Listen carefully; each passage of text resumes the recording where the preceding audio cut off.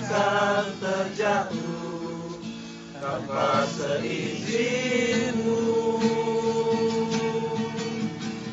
Tuhan selalu menolongku, selalu menjagaku.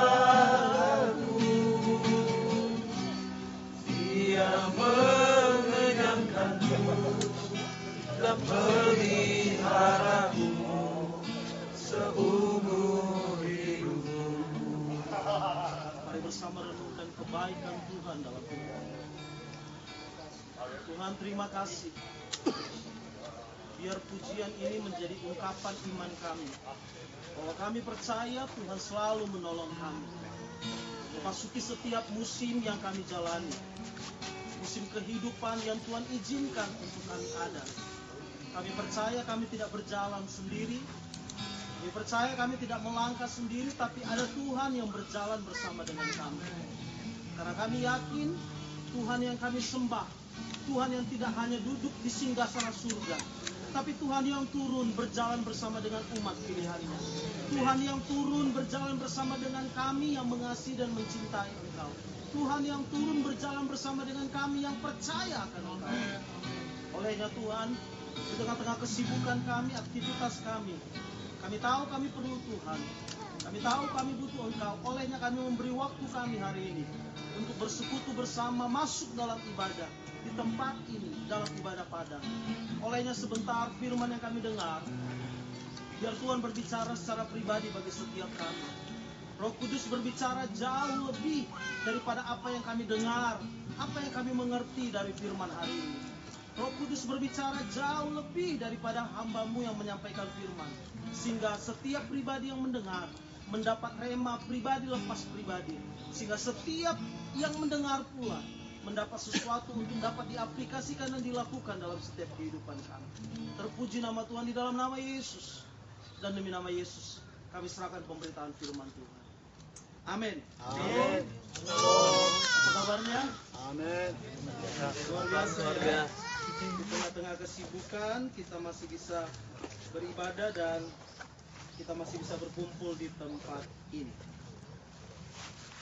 Baik, saya melihat saya pernah membaca satu buku. Bukunya sangat bagus sekali. Judul buku itu Rahasia Tahan Banting. Sama-sama bilang Rahasia Tahan Banting. Rahasia Tahan Banting.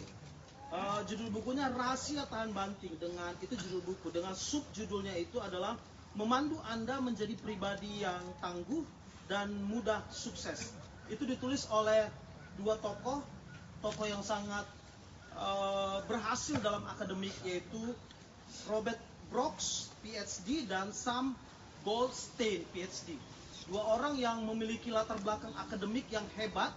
Mereka menulis buku dan sudah diterjemahkan dalam bahasa Indonesia, Rahasia Tahan Banting. Memandu Anda Menjadi Pribadi yang Tangguh dan Mudah Sukses.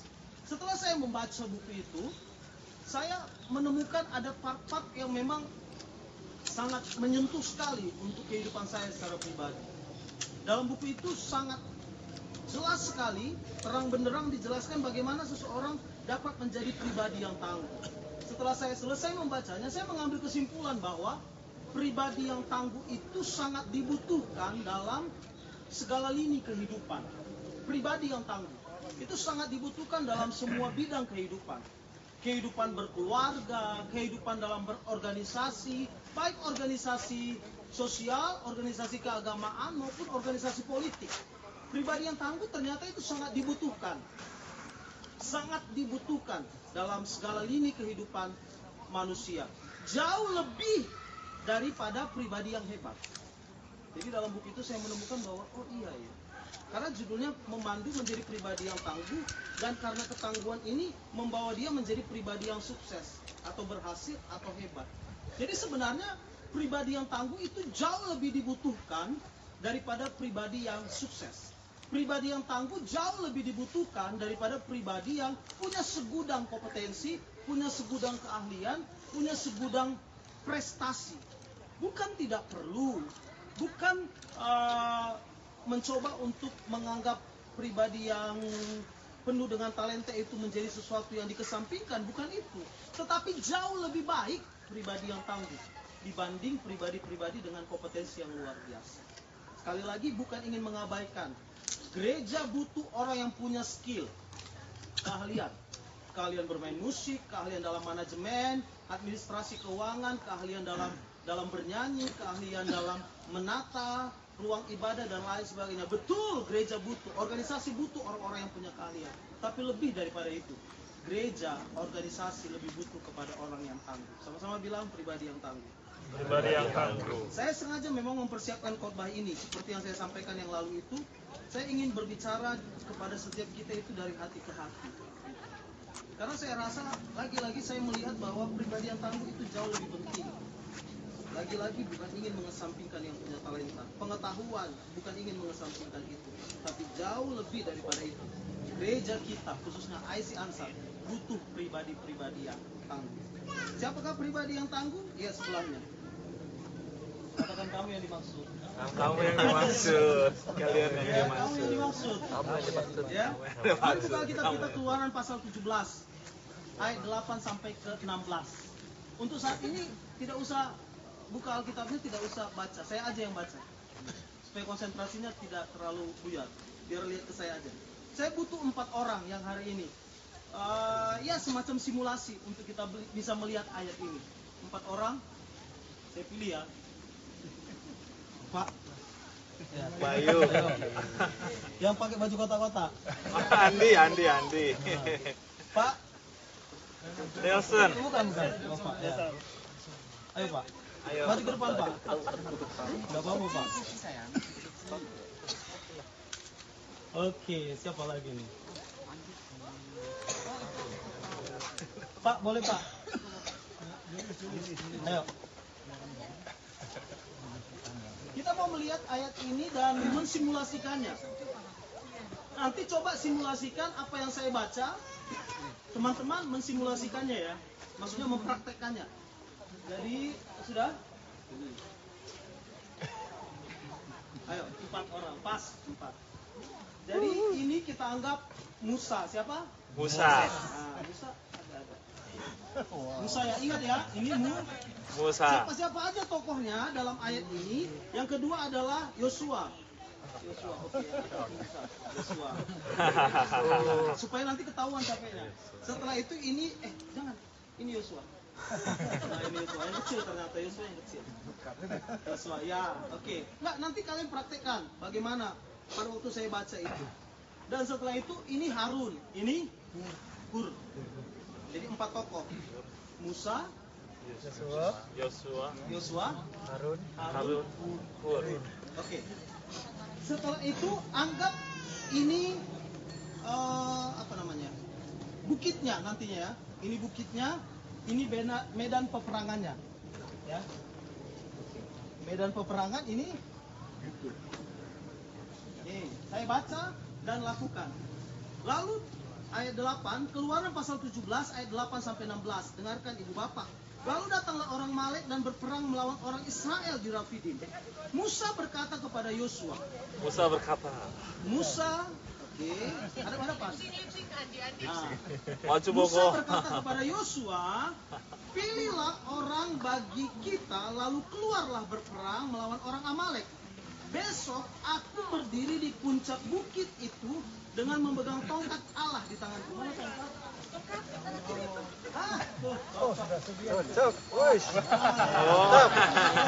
Sudah disediakan. Allah di tanganku. Anggap Moses.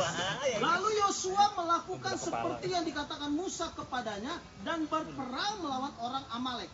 Berperang melawan orang Amalek. Berarti kemana? Yosua. Ke sana. Ada ke teman-teman. Oke. Berperang melawan Amalek.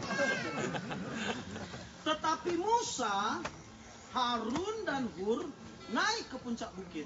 Oke. Bareng-bareng. Harun dan Hur ke sana. Hadap mereka. Yang hadap saya. Hadap sini. Hadap Oke. sini hari. Perhatikan. Musa di Dan terjadilah di sini, di belakangnya. Di belakangnya. Hadap Nggak mungkin dong. Oke, di belakangnya. Dan terjadilah apabila Musa mengangkat tangannya dengan tongkat. Angkat. 2 dua tangan gini. Dan terjadilah apabila Musa mengangkat tangannya, lebih kuatlah Israel. Kuat Israel. Kuat. Tetapi apabila Musa menurunkan tangannya, maka apa yang terjadi? Kuatlah Amalek. Lebih kuatlah Amalek. Artinya Yosuanya lemah. Bagaimana orang lemah?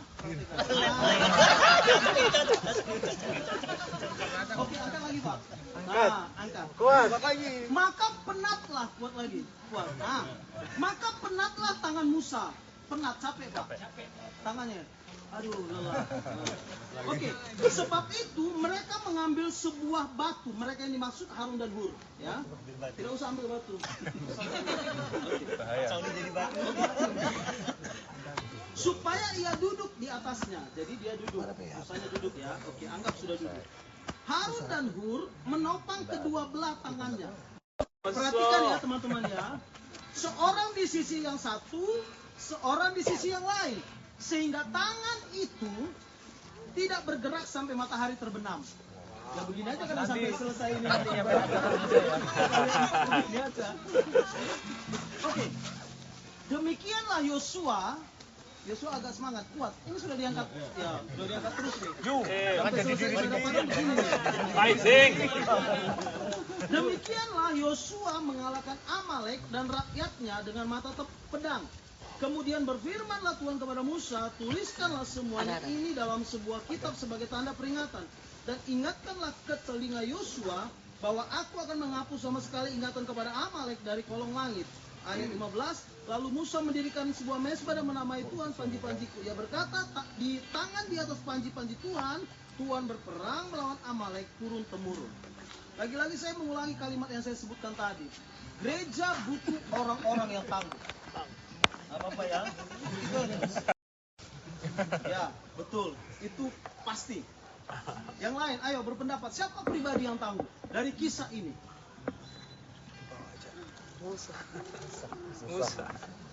Musa. Ada yang bilang Musa. Tadi ada yang bilang Harun dan Hur. Terus, nggak ada yang bilang dia. Kasian banget.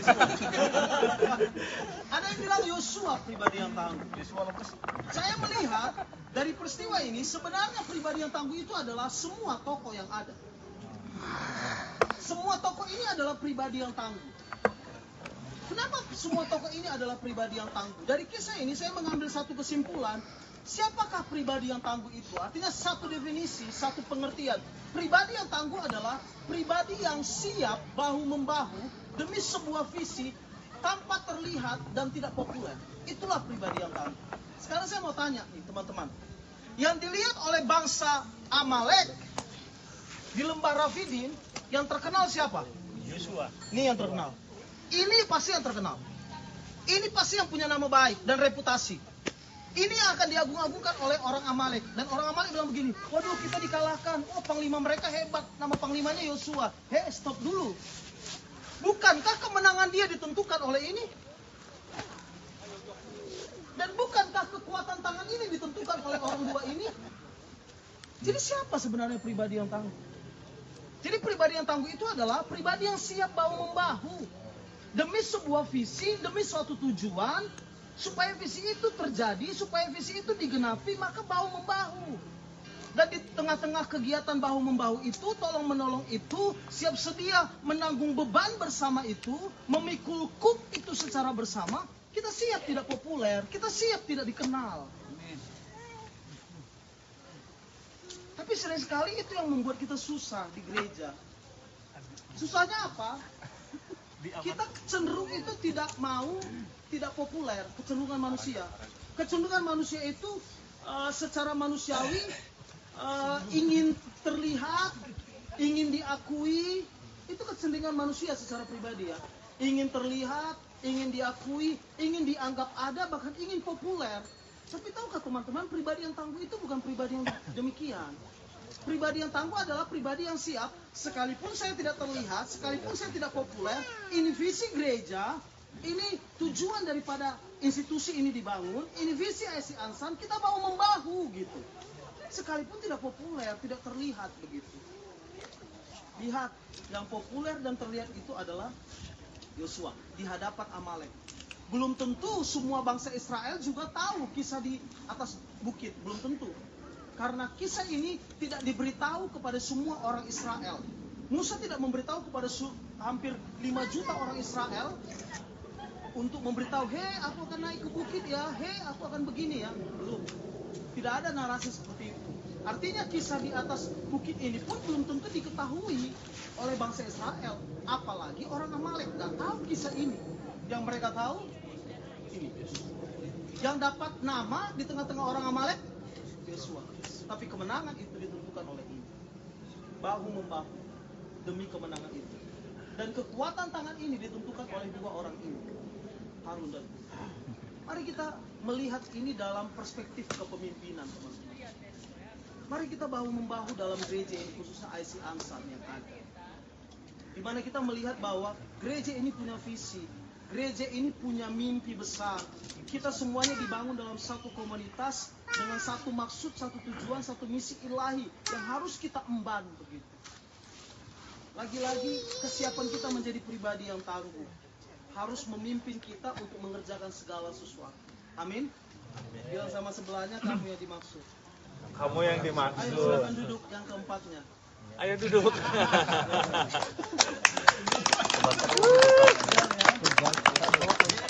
Jadi ayo teman-teman. Kamu yang dimaksud. Kamu yang dimaksud. Ayo teman-teman, jadilah pribadi yang tangguh. Mungkin memang suatu saat ketika pemimpin yang baru datang di gereja ini, ketika gereja ini nanti bertumbuh pesat, mungkin memang dia yang punya nama, dia akan dikenal. Oh ya, IC Ansar, oh jemaatnya rame loh, oh siapa gembalanya, mungkin memang dia yang punya nama. Tapi kan di balik seorang gembala yang sukses dan berhasil, ada para pengurus yang tangguh, yang hebat, yang mau siap bahu membahu. Di balik pengurus yang tangguh ini ada jemaat yang hebat yang mau siap bahu membahu. Demi sebuah visi, demi sebuah maksud ilahi yang ada. Olehnya setiap kita punya kesempatan dan peluang yang sama untuk menjadi pribadi yang tangguh. Dan saya juga percaya di balik setiap kehidupan jemaat yang hebat, jemaat yang tetap bertumbuh dalam pengenalan akan Tuhan, di balik jemaat yang bertumbuh dalam hal pekerjaan dan lain sebagainya, maka ada di belakangnya hamba-hamba Tuhan yang berdoa untuk jemaat. Artinya kita seperti roda yang semuanya saling mendukung satu dengan yang lain. Di balik gembala yang hebat ada jemaat-jemaat yang tangguh. Dan di balik jemaat-jemaat yang tangguh pun ada gembala-gembala tangguh yang siap menopang kehidupan jemaat di dalam setiap doa-doa mereka. Jadi setiap kita ini menjadi pribadi yang tangguh. Amin. Dengarkan sama sebelahnya. Kamu yang dimaksud. Kamu yang dimaksud. Kamu yang Kerbau dimaksud. punya susu, sapi punya... Aduh, gak pernah dengar itu ya? Peribahasa. Kerbau punya susu, sapi punya nama. Kerbau punya susu, sapi punya nama. Di balik pria hebat ada wanita Tangguh. tangguh. Jadi dalam rumah tangga juga laki-laki kelihatan hebat di luar, ada wanita tangguh di belakang. Itu pasti. Di balik pemerintahan Jokowi yang hebat, ada para menteri yang itu pasti. Korupsi. Makanya saya bilang setiap organisasi apapun itu, pribadi yang tangguh itu sangat dibutuhkan, sangat dibutuhkan. Dan semua kita punya ikatan batin satu dengan yang lain untuk menjadi pribadi yang tangguh. Yang kedua, siapa pribadi yang tangguh? Saya baca pada ayat yang ke-10. Lalu Yosua melakukan seperti yang dikatakan Musa kepadanya dan berperang melawan orang Amalek. Tetapi Musa, Harun dan Hur telah naik ke puncak bukit. Garis bawahi, lalu Yosua melakukan seperti yang dikatakan Musa. Sama-sama bilang, melakukan seperti yang dikatakan Musa. Melakukan sama seperti yang dilakukan Musa. Dari kalimat ini saya mengambil satu kesimpulan bahwa pribadi yang tangguh yang kedua adalah pribadi yang siap melakukan segala sesuatu sesuai dengan arahan dan petunjuk. Kadangkala Pak Bu, dalam berorganisasi, baik juga dalam mendengarkan firman, pada waktu kita dengar sesuatu yang sifatnya mungkin perintah, sifatnya mungkin petunjuk, sifatnya mungkin arahan, sering sekali itu berlawanan dengan akal sehat kita. Kita kan selalu langsung menganalisa berdasarkan kekuatan kita, kelemahan yang kita punya, peluangnya, kesempatannya, itu pasti secara manusia. Betul, secara manusia itu nggak terlepas siapapun kita. Saya rasa Joshua pun pasti akan melakukan itu. Saya pikir Joshua pasti tahu kekuatan yang mereka punya. Waktu dia disuruh oleh Musa pergi berperang, dia tahu kekuatannya. Dia tahu bahwa dia ini adalah mantan budak, 430 tahun ada di pembuangan Mesir. Artinya dia tahu, dia punya kelemahan, tidak terlatih perang.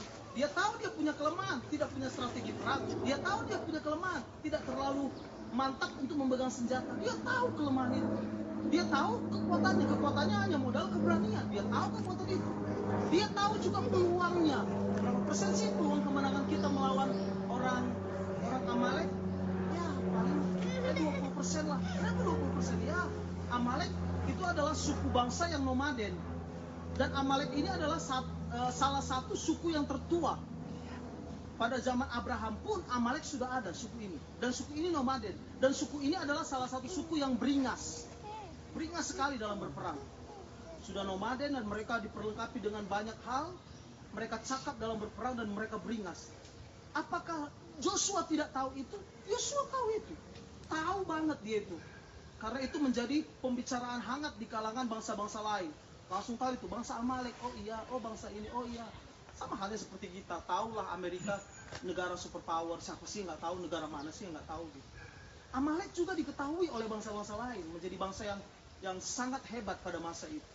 Apakah Yosua tidak mendengar itu? Dia pasti dengar itu. Tapi di balik semua pengetahuan yang dia punya, di balik pengetahuannya tentang kekuatannya, di balik pengetahuannya tentang kelemahannya, di balik kesempatan yang dia tahu, di balik peluang-peluang yang ada satu kalimat yang sangat luar biasa yang kita baca, bahwa Yosua melakukan seperti yang dikatakan Musa kepadanya. Di balik semua pengetahuan tentang kelemahan, kekuatan, peluang, dan kesempatan, dia melakukan seperti yang dikatakan Musa. Dia tidak melakukan meleset sekecil pun. Demikian juga Musa melakukan seperti apa yang diperintahkan Allah kepadanya. Musa pun tidak melakukan kecurangan dengan berlaku tidak adil, dengan berlaku menyimpang dari apa yang difirmankan oleh Allah. Artinya yang kedua, pribadi yang tangguh adalah pribadi yang siap melakukan segala sesuatu sesuai dengan arahan dan petunjuk. Pak, Bu, mari kita menjadi pribadi yang tangguh. Pribadi yang siap melakukan setiap petunjuk arahan. Apa yang kita dengar dari firman Tuhan yang sifatnya petunjuk, sifatnya arahan, lakukan begitu. Memang mungkin lagi-lagi saya bilang secara naluri manusia, mungkin kita berkata, aduh ini sulit, aduh ini nggak mungkin terjadi. Yosua pun ada dalam kondisi seperti itu. Dia pun pasti berpikir, aduh nggak mungkin, ini apa sih ini Musa. Dia juga tidak tahu lembah Rafidim itu bagaimana, dia tidak tahu. Apakah lembah itu bagaimana sifatnya? Waduh nanti kalau kita serang dari sebelah sini, dia datang dari sebelah sini, aduh gimana ini. Dia pun pasti berpikir seperti kita berpikir, menganalisa seperti kita menganalisa. Tapi yang luar biasa yang Alkitab catat, Yosua melakukan sama seperti yang dikatakan Musa kepadanya. Yosua menjadi pribadi yang tangguh. Musa menjadi pribadi yang tangguh. Dia dengar firman Allah, dia dengar perintah Allah untuk naik ke bukit, dia lakukan. Yosua mendengar perintah Musa, dia lakukan dengan baik. Sehingga semua tokoh yang ada di dalamnya menjadi pribadi yang tangguh, yang siap mendengar arahan, siap mendengar petunjuk, dan melakukannya. Lagi-lagi ini bukan mengabaikan yang namanya analisa SWOT, bukan, tapi lebih kepada bagaimana kita mau belajar taat, menjadi pribadi yang taat dan melakukannya dengan baik. Yang terakhir, pribadi yang tangguh adalah pribadi yang bagaimana. Di ayat 8 sampai ayat yang ke-10 yang sudah kita baca tadi, kita tidak perlu mengulangnya, membacanya. Pribadi yang tangguh yang saya dapat dari narasi cerita kita tadi. Siapa tadi yang ada di bukit? Harun, Musa, dan Hur. Jadi pribadi yang tangguh adalah yang ketiga, teman-teman. Pribadi yang tangguh adalah pribadi yang membangun kehidupannya di tempat tersebut. Kadang-kala kita kagum dengan orang yang punya keberhasilan hebat, ya. Kagum banget kita, kagum. Saya juga ada di posisi itu, kagum ketika melihat orang punya pencapaian dalam hal materi, punya pencapaian dalam gelar, punya pencapaian dalam karir. Saya kagum juga dengan orang-orang begitu. Saya punya teman di usia 24 tahun dia sudah menyelesaikan program S2. Saya bilang bagaimana caranya? 24 tahun menyelesaikan program S2 di sekolah internasional yang ada di kota Jakarta, di Orang Tomohon. Menyelesaikan kuliahnya sampai S2 dengan gelar akademik S2 di sekolah internasional pula, bukan sekolah negeri, bukan sekolah nasional, tapi sekolah internasional. Dan dia pada waktu itu sudah menikah dan punya anak. Jadi dia bilang, waktu saya semester 8 mener, waktu semester 7, dia menyelesaikannya 3,5 tahun. Semester 6, saya menyusun skripsi, saya lagi hamil, punya anak. Waktu saya S2, anak nomor 2 lahir. Oh Tuhan, Li. Saya bilang, jago sekali Nana. Nana hebat sekali. Orang Tomohon. Orang tuanya cukup dikenal di Tomohon. Punya cukup jabatan lah di Tomohon, kepala dinas orang tuanya. Saya bilang hebat sekali kamu. Aduh luar biasa, saya bilang. Itu loh perjuangan kita. Dan di usia 24 tahun dia sudah menjadi PNS. Jadi dia coba satu kali, dia lolos PNS. Kita cukup kagum nggak dengan orang-orang begitu? Cukup kagum pastinya. Pencapaian karir, pencapaian gelar akademik. Saya punya teman sekarang juga sudah menyelesaikan kuliah S3 di usia yang cukup muda bagi saya. Usia beliau, usia 27 tahun dia sudah S3. Sedangkan saya sudah usia 40 baru saya sedang kuliah di Korea. Saya bilang hebat sekali kamu. Saya cukup kagum dengan orang-orang begitu. Tapi tahukah kita bahwa di balik keberhasilan mereka, di balik kehebatan yang mereka punya, mereka membangun semuanya itu di tempat tersembunyi. Di tempat yang tidak terlihat oleh siapapun. Sering sekali kita hanya kagum terhadap pencapaian mereka ketika mereka ada di puncak begitu. Kita nggak pernah cari tahu begitu apa yang mereka lakukan di tempat tersembunyi, apa yang mereka kerjakan di tempat tersembunyi. Padahal keberhasilan itu mulai dibangun di tempat-tempat tersembunyi yang tidak terlihat oleh siapapun. Coba tanya orang yang pintar, maka dia akan berkata begini, saya belajar jauh lebih larut malam. Ketika yang lain pada tidur, saya masih tetap belajar. Ketika yang lain sudah bangun jam 6 pagi, maka saya bangun jam 4 pagi untuk kembali lagi belajar. Artinya, dia belajar, dia studi, ketika yang lain masih terlelap tidur di tempat tersembunyi. Seorang hamba Tuhan hebat pun, dalam setiap pelayanannya, ketika kita tanya, maka dia akan berkata begini, saya berdoa jam 3 pagi, jam 3 dini hari, dan lain sebagainya. Dengan konsep apa? Membangun keberhasilan di tempat tersembunyi. Di tempat di mana orang tidak melihat, di tempat dan di waktu di mana orang tidak tahu apa yang dia lakukan. Tapi kita hanya kagum terhadap pencapaiannya. Ayo bangun keberhasilan kita. Ketangguhan itu hanya dapat dibangun di tempat tersembunyi. Yesus dalam pelayanannya, maka ketika teman-teman baca Alkitab, maka teman-teman akan menemukan kalimat ini. Pagi-pagi benar, Yesus naik ke atas bukit. Bahkan ketika teman-teman juga baca kisah Alkitab, maka teman-teman akan menemukan ayat yang sama juga. Bahwa pada waktu di tengah-tengah malam, Yesus menjauh dari murid-muridnya dan naik ke atas bukit. Artinya, di tempat tersembunyi, di waktu tersembunyi. Dia bangun semuanya itu. Dia bangun ketangguhan hidupnya, dia bangun komitmennya dengan Tuhan, dia bangun hidupnya melekat dengan Tuhan di tempat tersembunyi. Sehingga ketika dia raih segala sesuatu di tempat tersembunyi, maka apa yang ada di tempat tersembunyi, apa yang ada yang tidak terlihat itu menjadi natural ketika dia sudah raih di alam supranatural. Itu sebabnya mari bangun keberhasilan, bangun hidup kita di tempat-tempat tersembunyi. Di tempat-tempat dan di waktu di mana orang lain tidak tahu dan tidak melihat. Saya mengajak jemaat Tuhan, mari bangun saat-saat teduh teman-teman. Berdoa malam, saat teduh. Yang orang nggak lihat itu. Tapi di sanalah teman-teman berinteraksi dengan Tuhan.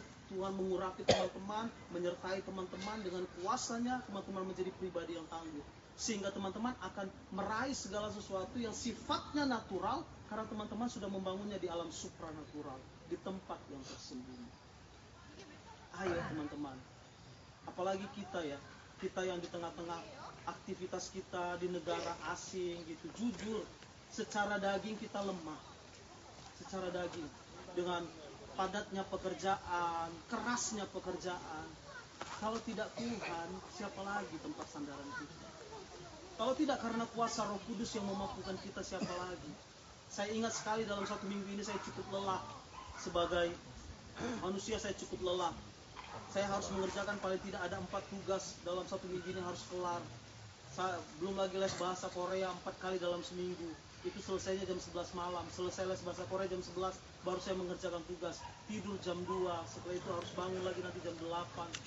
Lakukan lagi perkuliahan dan lain sebagainya. 1 minggu ini cukup lelah, tapi saya bilang, Tuhan, apa yang kubangun hari ini, tempat tersembunyi, mungkin orang tidak tahu, orang tidak lihat. Tapi ini yang kita bangun untuk jadi pribadi yang kita. Kita butuh Tuhan dalam hidup ini. Kita perlu Dia. Betul kita perlu finansial, kita butuh uang. Tapi lebih daripada itu, kita butuh Tuhan. Saya percaya, kalau Tuhan sudah ada dan menjadi bagian kita, maka saya percaya, Dia tidak akan pernah membiarkan kita berjalan sendiri. Saya percaya hal-hal yang sifatnya supranatural pun, itu bisa menjadi natural bagi kita. Ketika Tuhan kita andalkan, ketika kita bangun hidup kita di alam-alam atau di tempat-tempat yang tidak terlihat, yang tidak diketahui oleh banyak orang, dan kita bangun intimacy, keintiman dengan Allah di sana. Dan saya percaya itu akan menjadikan kita menjadi pribadi yang tangguh. Amin. Amin. Siapa pribadi yang tangguh? Yang pertama, orang yang siap bahu demi suatu visi, demi suatu tujuan. Yang kedua, pribadi yang tangguh adalah pribadi yang siap menerima arahan dan petunjuk. Dan yang ketiga adalah pribadi yang tangguh, pribadi yang membangun kehidupannya di tempat tersembunyi, di waktu tersembunyi. Artinya mengandalkan Tuhan, mencari Tuhan dimanapun dan kapanpun. Bersabar di Tuhan. Amin. Mari kita bernyanyi satu lagu. Hidup ini adalah kesesatan. Hidup ini untuk melayani Tuhan. Jangan sia-siakan waktu yang Tuhan beri. Hidup ini harus jadi berkat. Ini adalah kesempatan. Hidup ini adalah kesempatan. Hidup ini untuk melayani Tuhan. Jangan sia-siakan apa yang Tuhan beri. Hidup ini harus jadi berkat. Oh Tuhan, pakailah hidupku selagi aku masih kuat. Bila saatnya nanti ku tak berdaya lagi, hidup ini sudah jadi berkat. Oh Tuhan, pakailah hidupku selagi aku masih kuat. Bila saatnya nanti ku tak berdaya lagi, hidup ini sudah